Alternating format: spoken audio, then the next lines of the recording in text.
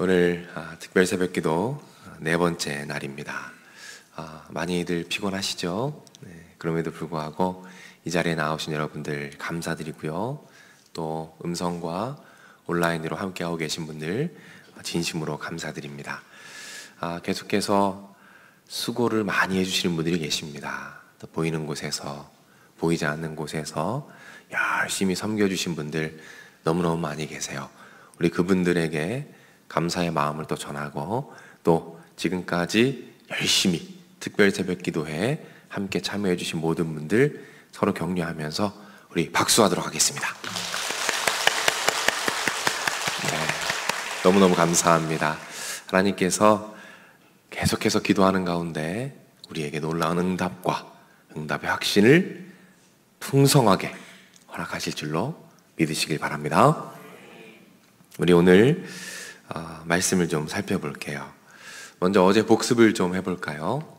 우리가 어제는 연합에 대한 말씀을 여러분과 나눴습니다. 연합이 뭐였죠?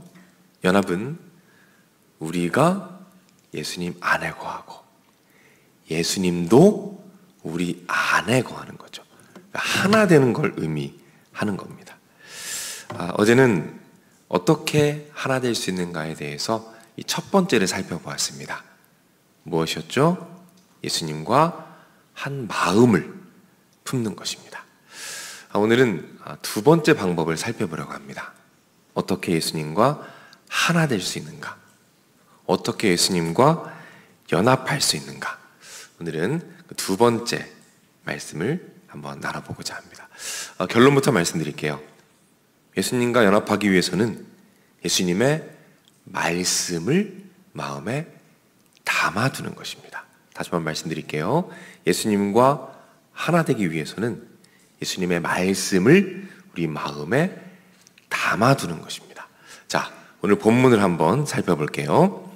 오늘 본문에 보면 예수님께서 연합에 대해서 말씀을 하시는데 같은 말씀을 두 번 반복해서 해주십니다. 자, 먼저 5절 말씀을 한번 함께 읽겠습니다. 나는 포도나무요 너희는 가지라. 그가 내 안에 내가 그 안에 거하면 사람이 열매를 많이 맺나니. 이 연합에 대한 말씀이죠. 자, 그리고 7절에서 한 번 더 말씀하십니다. 한번 읽겠습니다. 너희가 내 안에 거하고 내 말이 너 안에 거하면 말씀하시죠. 자, 보시면 같은 내용을 두 번 반복해주고 계십니다. 그런데 표현을 약간 바꾸셨어요. 어떻게 바꾸셨죠? 자, 5절 말씀에서는 내가 그 안에 거하면 하셨고 7절에서는 어떻습니까? 내 말이 너희 안에 거하면, 그러니까 내가를 내 말이로 바꾸신 거예요. 이 두 가지가 같은 의미입니다. 그러니까 내가 너희 안에 거하는 것과 내 말이 너희 안에 거하는 것이 같은 의미다라는 것입니다. 자, 깨닫게 되는 것이 있습니다. 무엇입니까? 예수님이 우리 안에 거하신다는 것과 예수님의 말씀이 우리 안에 거하신다는 것이 같은 의미라는 것입니다. 다시 말해서 예수님께서 우리 안에 계시다는 것은 무엇이 우리 안에 있다는 것입니까? 예수님의 말씀이 우리 안에 계시다는 거예요. 그러니까 예수님은 우리 안에 어떻게 거하시는 거예요? 말씀으로 거하신다는 것입니다. 자, 조금 더 가볼게요. 자, 그렇게 예수님께서 말씀으로 우리 안에 거하십니다. 그럼 어떤 일이 일어날까요? 말씀이 우리 마음을 가득 채웁니다. 그리고 그 말씀이 우리의 전 존재를 지배하게 되는 거예요. 그때 우리가 그 말씀 안으로 들어갑니다. 그러면 예수님이 말씀으로 우리 안에 거하십니다. 우리는 말씀이신 예수님 안에 거하는 거예요. 그렇게 우리는 말씀이신 예수님과 하나가 되는 것입니다. 그렇게 주님과 연합하게 되는 거예요. 어떻게 주님과 연합합니까? 말씀을 마음에 담을 때. 조금 추상적이죠? 제가 예를 하나 들어드릴게요. 우리에게 중요한 계획이 있었어요. 계획이 실패했습니다. 완전히 무산됐어요. 이런 생각이 들어와요. 다 끝났다. 소망이 없다. 이제 다시는 일어설 수 없다. 이 생각들이 마음을 가득 채우기 시작합니다. 그때 내 마음에 담아두었던 말씀이 생각납니다. 로마서 8장 28절입니다. 우리가 알거니와 하나님을 사랑하는 자 곧 그의 뜻대로 부르심을 입은 자들에게는 모든 것이 합력하여 선을 이루느니라.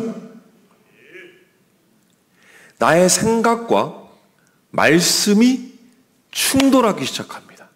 나의 생각과 말씀이 내 심령 안에서 충돌하기 시작해요. 그때 우리가 말씀을 붙잡습니다. 말씀을 묵상해요. 말씀을 마음에 담아둡니다. 말씀에 머물러요. 그때 말씀을 통해서 이런 생각들이 찾아오게 됩니다. 그래, 맞아. 우리 하나님 전능하신 하나님이야.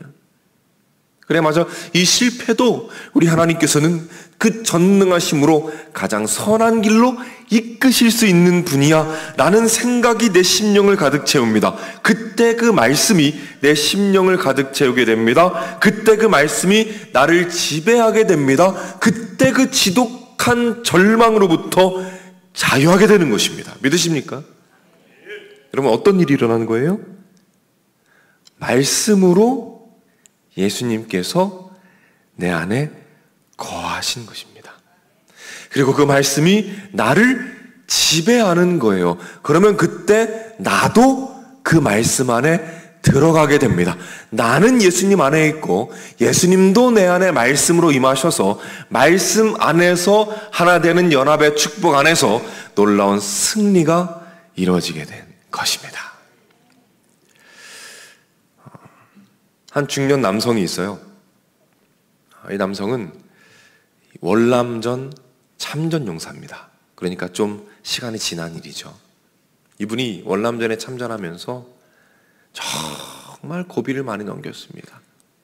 죽을 고비를 너무나도 많이 넘겼어요. 그렇게 힘들게 살아서 고국 땅으로 돌아왔는데요. 아무도 반기진 않는 거예요. 매일매일 고달픈 삶을 살아갑니다. 그러다가 허무함이 찾아오는 거예요. 야, 이렇게 살아서 뭐하나. 아무도 나를 반겨주지 않는구나.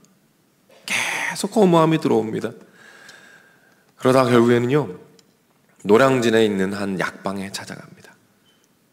그리고 수면제를 샀어요. 그래, 이거 먹고 다 끝내자. 다 끝내자. 이제 약을 먹으려고 약봉지를 딱 들었습니다. 그런데 그 가로등 불빛에 희미하게 무슨 글씨가 보여요. 보니까 약봉투 아래쪽에 작은 글씨로 뭐가 써 있는 겁니다. 가만히 읽어보니까 이 말씀이 써 있는 거예요. 수고하고 무거운 짐진 자들아, 다 내게로 오라. 내가 너희를 쉬게 하리라. 믿는 분이 아니니까요. 뭐 이상한 말을 난생 처음 보는 말이 써 있는 거예요. 내가 말을 막 읽는데요, 이상하게 심장이 두근거립니다. 나에게 오라고? 나는 누구지? 쉼을 주신다고? 그 쉼은 뭐지? 이 견딜 수 없는 그 궁금증과 갈망이 막 심장을 요동치게 만드는 거예요. 약국으로 달려갑니다. 약국에 갔더니 그 약사 선생님께서 아주 신실한 장로님이셨어요. 약국 문을 닫아버렸어요. 그 안에서 그 말씀을 설명해 주기 시작하십니다. 이분이 누구신지, 그 쉼이 무엇인지. 그때 그분이 그 말씀으로 예수님을 만나게 됩니다. 수고하고 무거운 짐진 자들아, 다 내게로 오라 라는 그 예수님의 말씀이 그분의 마음 안에 들어오게 된 거예요. 그리고 그 말씀이 점점 그분의 심령을 채우기 시작합니다. 그리고 이제는 그 말씀이 그분의 전 존재, 영혼, 육과 지정의, 전 인격을 지배하게 됩니다. 그때 예수님이 말씀으로 심령 가운데 임하시고 그분 또한 그분을 주관하시는 그 예수님의 말씀 안에 거하면서 정말 그 어디에서도 경험할 수 없는 그 평안, 그 말씀 안에서 예수님의 임재 안에서 주시는 그 놀라운 자유, 그 자유를 누리게 됩니다. 무엇을 경험한 것입니까? 예수님과 연합을 경험한 거예요. 예수님이 말씀으로 내 안에 계시고 그 말씀이 나를 지배하면서 나 또한 그 말씀이신 예수님 안에 거하는 그 연합을 놀랍게 체험한 것이죠. 그럴 때 완전히 새로운 삶이 시작됩니다. 삶의 이유를 발견합니다. 이분이요, 신학교에 들어가게 되었어요. 목사님이 되십니다. 그리고 지금 부산에서 열심히 왕성하게 목회 사역을 하고 계십니다. 사랑하는 여러분, 그래서요, 예수님께서 우리 안에 거하신다, 이 말은 추상적인 개념이 아닙니다. 어떤 느낌이 아니에요.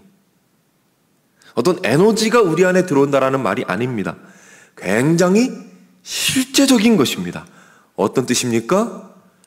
말씀이 우리 안에 거한다는 거예요. 말씀으로 예수님께서 임하신다는 것입니다.